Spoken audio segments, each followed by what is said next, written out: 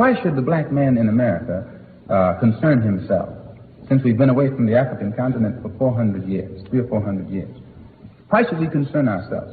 What impact does what happened to them have upon us? Number one, first you have to realize that up until 1959, Africa was dominated by the colonial powers, and by the colonial powers of Europe having complete control over Africa, they projected the image of Africa negatively. They projected Africa always in a negative light. Jungles, savages, cannibals, nothing civilized. And naturally, it was so negative until it was negative to you and me. And you and I began to hate it. We didn't want anybody to tell us anything about Africa, and much less call us an African. And in hating Africa and hating the African, we ended up even hating ourselves without even realizing it. Because you can't hate the roots of a tree and not hate the tree. You can't hate your origin and not end up hating yourself. You can't hate Africa and not hate yourself. And you show me one of these people over here who have been thoroughly brainwashed, who has a negative attitude toward Africa, and I'll show you one that has a negative attitude toward himself. You can't have a negative attitude toward yourself, a positive attitude toward yourself, and a negative attitude toward Africa at the same time. To the same degree that your attitude, that your understanding of and attitude toward Africa becomes positive, you'll find that your understanding of and your attitude toward yourself will also become positive. And this is what the white man knows. So they very skillfully made you and me hate our African identity, our African characteristics. And you know yourself that we have been a people who hated our African characteristics. We hated our hair. We hated the shape of our nose. We wanted one of those long, dog-like noses, you know. Yeah. We hated the color of our skin. Hated the blood of Africa that was in our veins. And in hating our features and our skin and our blood, why, we had to end up hating ourselves. And we hated ourselves. Our color became to us a chain. We felt that it was holding us back. Our color became to us like a prison, which we felt was keeping us confined, not letting us go this way or that way. And we felt that all of these restrictions were based solely upon our color, and the psychological reaction to that would have to be that as long as we felt imprisoned or chained or trapped by black skin, black features, and black blood, that skin and those features and that blood that was holding us back automatically had to become hateful to us. And it became hateful to us.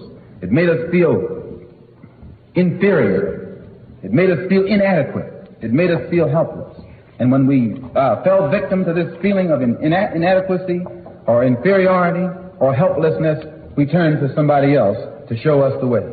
We didn't have confidence in another black man to show us the way, or black people to show us the way. In those days, we didn't. We didn't think a black man could do anything but play some horn, some sound, and make you happy with some songs, and in that way. But in serious things, where our food, clothing, and shelter was concerned, and our education was concerned, we turned to the man. We never thought in terms of bringing these things into existence for ourselves. We never thought in terms of doing things for ourselves, because we felt helpless. And what made us feel helpless was our hatred for ourselves. And our hatred for ourselves stemmed from our hatred of things African. Long about 1955, they had the Bandung Conference in Indonesia. And at that time, the Africans, the Asians, the Arabs, all of the non-white people got together and agreed to de-emphasize their differences and emphasize what they had in common, and form a working unity. And it was the working unity, the spirit of Bandung created a working unity that made it possible for the Asians who were oppressed, the Africans who were oppressed, and others who were impressed, to work together toward getting independence for these other people. And it was the spirit of Bandung that brought into existence this working unity that made it possible for nations that didn't have a chance to become independent to become it. They did come into their independence. And most of this began along in 1959. And at 59, the spirit of African nationalism was fanned to a high flame. And the we then begin to witness the complete collapse of colonialism. France began to get out of French West Africa. Belgium began to make moves to get out of the Congo. Britain began to make moves to get out of Kenya, Tanganyika, Uganda, Nigeria, and some of these other places. And although it looked like they were getting out, they pulled a trick that was colossal. In that when you're playing basketball and they get you trapped, you don't throw the ball away. You throw it to one of your teammates who's in the clear. And this is what the European powers did. They were trapped on the African continent. They couldn't stay there. They were looked upon as colonial imperialists. So they had to pass the ball to someone whose image was different. And they passed the ball to Uncle Sam. And he picked it up and has been running it for a touchdown ever since. He was in the clear. He was not looked upon as one who had colonized the African continent. But at that time, the Africans couldn't see that though the United States hadn't colonized the African continent, he had colonized 22 million blacks here on this continent. Because we were just as thoroughly colonized as anybody else. When the ball was passed to the United States, it was passed at a time when John Kennedy came into power. He picked it up and helped to run it. Was one of the shrewdest backfield runners that history has ever recorded. He surrounded himself with intellectuals, highly educated, learned, and well-informed people. And their analysis told him that the government of America was confronted with a new problem. And this new problem stemmed from the fact that Africans were now awakened. They were enlightened. And they were fearless. They would fight. So this meant that the Western powers couldn't stay there by force. And since their own economies, the European economy and the American economy, was based upon their influence, continued influence over the African continent, they had to find some means of staying there. So they used the friendly approach. They switched from the old open colonial imperialistic approach to the benevolent approach. They come up with some benevolent colonialism, philanthropic colonialism, humanitarianism, or dollarism. Immediately, everything was Peace Corps, crossroads. We've got to help our African brothers. Pick up on that. Can't help us in Mississippi. Can't help us in Alabama or Detroit, out here in Dearborn, where some real Ku Klux Klan live.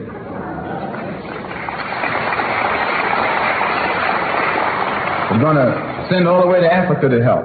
I know Dearborn, you know. I'm from Detroit. I used to live out here in Inkster. And you had to go through Dearborn to get to Inkster. Just like riding through Mississippi when you got to Dearborn. Is it still that way?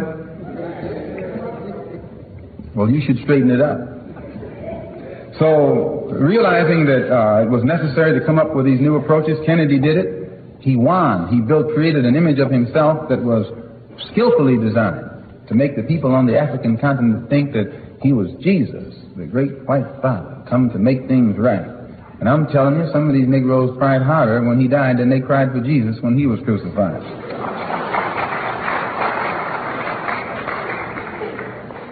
From 1954 to 1964 was the era in which we witnessed the emerging of Africa.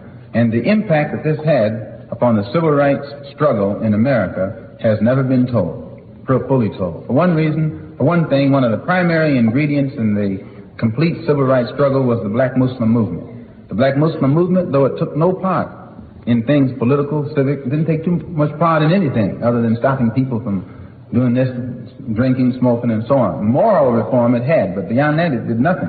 But it talked such a strong talk until it put the other Negro organizations on the spot. Before the black Muslim movement came along, the NAACP was looked upon as radical. They were getting ready to investigate. And then along came the Muslim movement, and it frightened the white man so much, he began to say, thank God for old Uncle Roy and Uncle Whitney and Uncle A. Phillip and Uncle, got a whole lot of uncles in there. I can't remember their names. They're all older than I, so I call them Uncle. Plus, if you use the word Uncle Tom nowadays, I heard they sue you for libel, you know. So I don't call any of them Uncle Tom anymore. I call him Uncle Roy.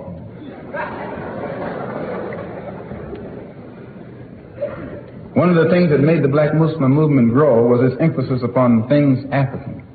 This was the secret to the growth of the black Muslim movement. African blood, African origin, African culture, African ties. And you'd be surprised. We discovered that deep within the subconscious of the black man in this country, he's still more African than he is American. He thinks that he's more American than African because the man is jiving him and then the man is brainwashing him every day, telling him, you're an American, you're an American. Man, how could you think you're an American and you have never had any kind of American treat over here? You have never.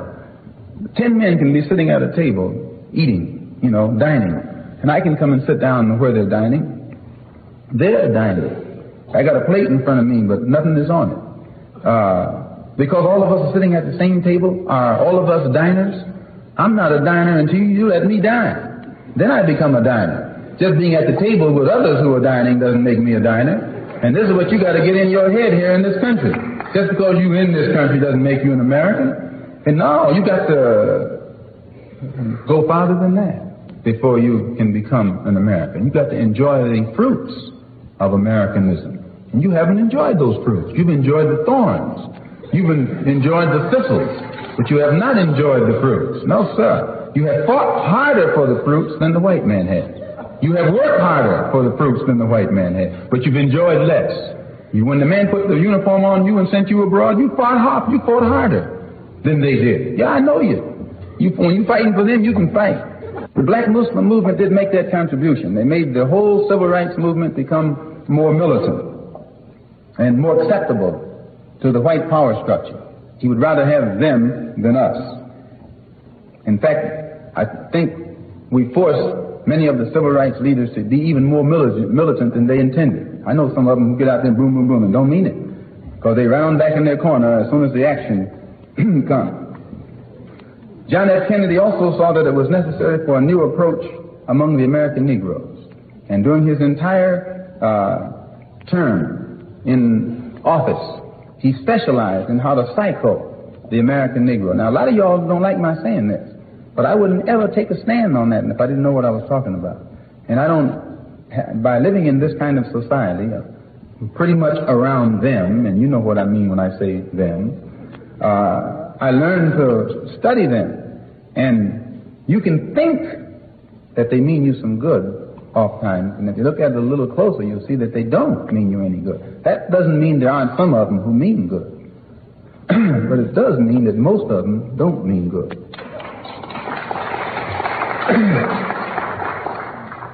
Kennedy's new approach was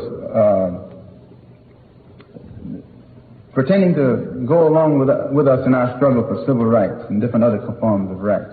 But I remember the expose that Look magazine did on Meredith's situation in Mississippi. Look magazine did an expose showing that Robert Kennedy and Governor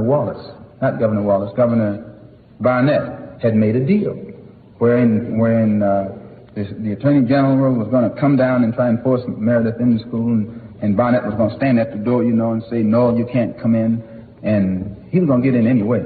But it was all arranged in advance, and then Barnett was supposed to keep the support of the white racists because that's who he's holding up, and Kennedy would keep the support of the Negroes because that's who he'd be holding up. And I say and it was a cut and dried deal, and it's not a secret. It was written. They write about it. But now, if that's a deal and that's a deal, how many other deals do you think go down? What you think is on the level is crookeder, brothers and sisters, than a pretzel, which is most crooked. So in my conclusion, I would like to point out that the approach that was used by the administration right on up until today, even the present generation, was designed skillfully to make it appear that they were trying to solve the problem when they actually weren't. They would deal with the condition, but never the cause. They only gave us tokenism. Tokenism benefits only a few. It never benefits the masses. And the masses are the ones who have the problem, not the few. That one who benefits from tokenism, he doesn't want to be around us anyway. That's why he picks up on the token. You ever notice how some Negroes will brag, I'm the only one out there. I'm the only one on my job. Don't you hear him say that? Yes, you ought to punch him in his... No, he's your brother. You shouldn't punch your brother. But you should really, you can punch him with some words. You should, whenever you see a Negro bragging about he's the only one in this neighborhood, he's bragging. And he's telling you, in essence, I'm surrounded by white folks, you know. I love them and they love me. Oh, yes, and on his job, I'm the only one on my job. I've been listening to that stuff all my life. And the generation that's coming up, they're not going to be saying that. The generation that's coming up, everybody's going to look like an Uncle Tom to them. And you and I have to learn that in time so that we don't pose that image when our young generation come up and begin to look at us. The masses of our people still have bad housing, bad schooling, and inferior jobs that don't compensate with sufficient salary for them to carry on their life in this world.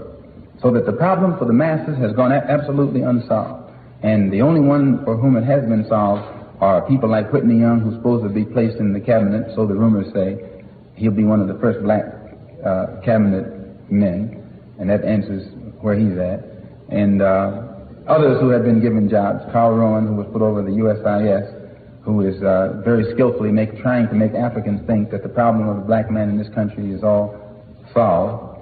And this is the worst thing the white man can do to himself, is to take one of these kind of Negroes and ask him, how do your people feel, boy? And he's going to tell that man that we are satisfied. And that's what they do, brothers and sisters. So they get behind the door and tell the white man we're satisfied. Just keep me up here in front of them, boss, and I'll keep him behind you. That's what they talk when they in behind closed doors. Because see, the white man doesn't go along with anybody who's not for him. He doesn't care whether you're for right or wrong. He wants to know, are you for him?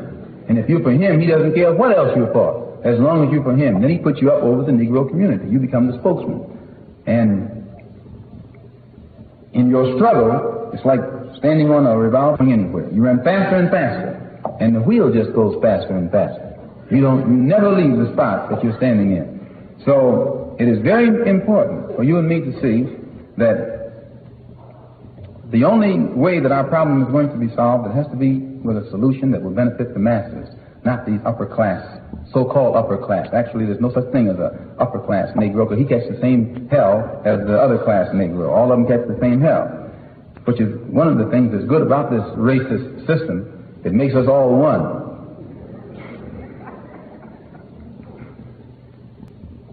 Quickly, if you'll notice, in 1963, everyone was talking about the centennial of progress. I think that's what they call it.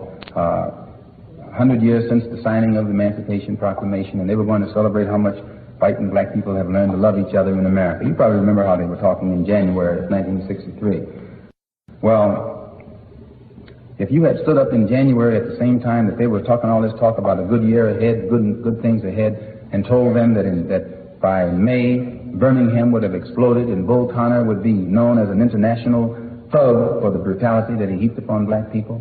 If you would tell the people in January of 63 that John F. Kennedy would be killed for his role in everything, if you had told them in January that Medgar Evers would be murdered and nobody able to bring his killer to justice, or if you were to have told them in January of 1963 that a church would be bombed in Birmingham with 4 little black girls blown to bits while they were praying and serving Jesus, why, they would say you're crazy.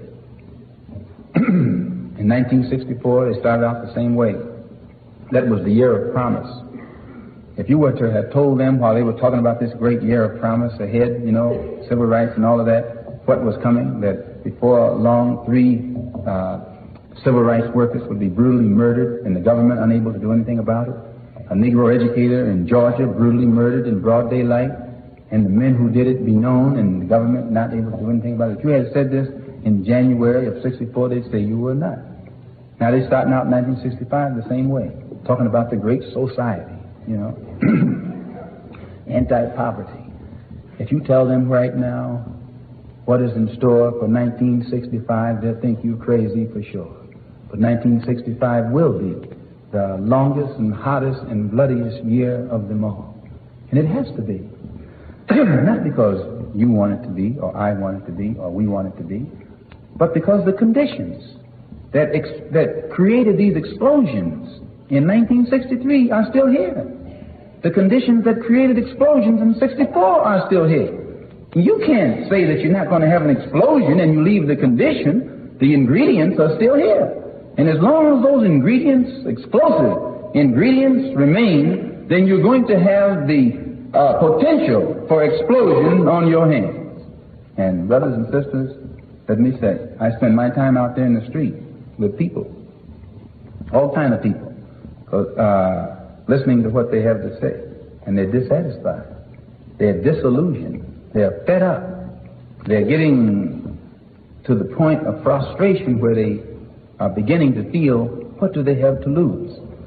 And when you get to that point, you're the type of person who can create a very dangerously explosive atmosphere.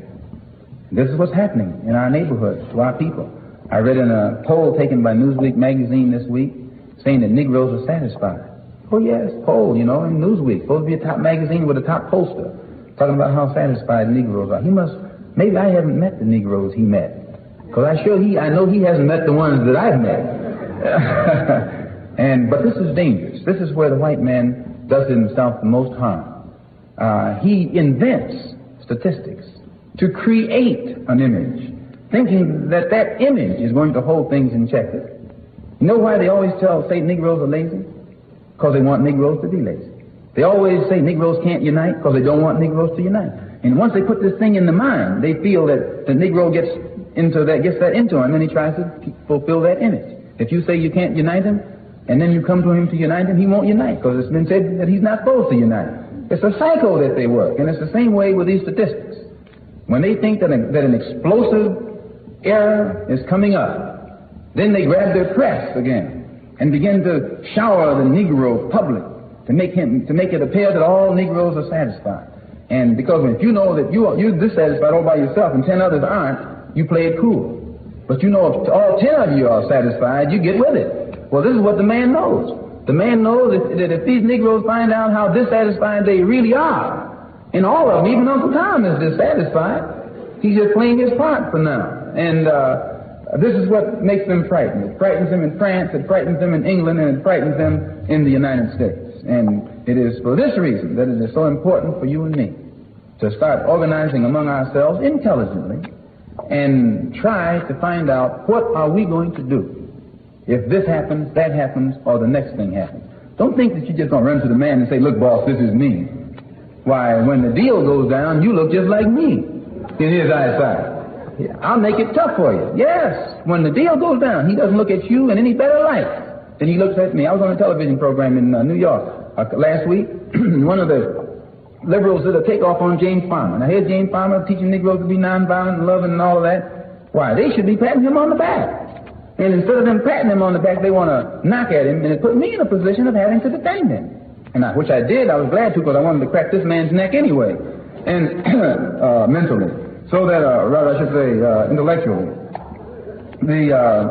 So I point these things out, brothers and sisters, so that you and I will know the importance in 1965 of being in complete unity with each other, harmony with each other, and not letting the man maneuver us into fighting one another. There is a situation where I have been maneuvered right now between me and the black Muslim movement, something that I really deeply regret, because I don't think anything is more destructive than two groups of black people fighting each other. But something that can't be avoided because it goes deep down beneath the surface, and these things will come up in the very near future. And I might say this before I sit down, if you recall, when I left the black Muslim movement, I stated clearly that it wasn't my intention to even continue to be aware that they existed, but that I was going to spend my time working in the non-Muslim community. But they were fearful that if they didn't do something, that perhaps many of those who were in the mosque would leave it and follow a different direction. So they had to start doing a takeoff on me, plus they had to try and silence me because of what they know that I know. And I should think that they should know me well enough to know that they certainly can't frighten me. But when it does come to the light, you still need to keep coughing like that, but I got some of that smoke last night. But there are some things involving the black Muslim movement which, when they come to light, you will be shocked. The thing that you have to understand where those of us in the black Muslim movement were concerned all of us believed 100% in the divinity of Elijah Muhammad. We believed in him. We actually believed that God had taught him, right here in Detroit, by the way, that God had taught him and all of that. And I always thought that he believed it himself. And I was shocked when I found out that he himself didn't believe it. And when that shock reached me, then I began to look everywhere else and try to get a better understanding of the things that confront all of us so that we can get together in some kind of way to offset it. I want to thank you for coming out this evening. I think it's wonderful that as many of you came out considering the blackout on the meeting that took place. Also, and the brothers who are here are very progressive young men, and I would advise all of you to get with them in every way that you can to try and create some kind of united effort toward common goals, common objectives, and don't let the power structure maneuver you into a time-wasting battle with others when you could be involved in something that's constructive and getting a real job done. One thing I should have pointed out to you that once we formed our new organization, once we became identified with the Orthodox Muslim world, we also formed a group known as the Organization of Afro-American Unity, which is designed to fight all the negative political, economic, and social conditions that exist in our neighborhood. It's a non-religious organization to which anyone can belong who's interested in direct action. And one of our first programs is to take our problem out of the civil rights context and place it at the international level of human rights so that the entire world can have a voice in our struggle. If we keep it at civil rights, then the only place we can turn for allies is within the domestic confines of America. But when you make it a human rights struggle, it becomes international. And then you can open the door for all types of advice and support from our brothers in Africa, Latin America, Asia, and elsewhere. So it's very, very important. That's our international aim. And that's our external aim. Our internal aim is to become immediately involved in a mass voters registration drive, but we don't believe in voter registration without voter education. We believe that our people should be educated into the science of politics so that they will know what a vote is for and what a vote is supposed to produce, and also how to utilize this united voting power so that you can control the politics of your own community and the politicians that represent that community. We're for that. And in that line, we will work with all other, even the civil rights groups, who are dedicated to increase the number of black registered voters in the South. The only area in which we differ with them is this. We don't believe that young students should be sent into Mississippi, Alabama, and these other places without some kind of protection. So we will join in with them in their voter registration and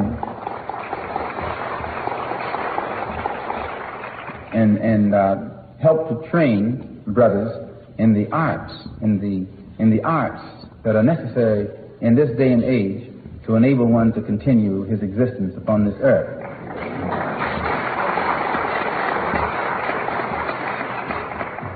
I say that again, that I'm not a racist. I don't believe in any form of segregation or anything like that. I'm for the brotherhood of everybody, but I don't believe in forcing brotherhood upon people who don't want it. As long as we practice brotherhood among ourselves, and then others who want to practice brotherhood with us, we practice it with them also. We're for that. But I don't think that we should run around trying to love somebody who doesn't love us. Thank you.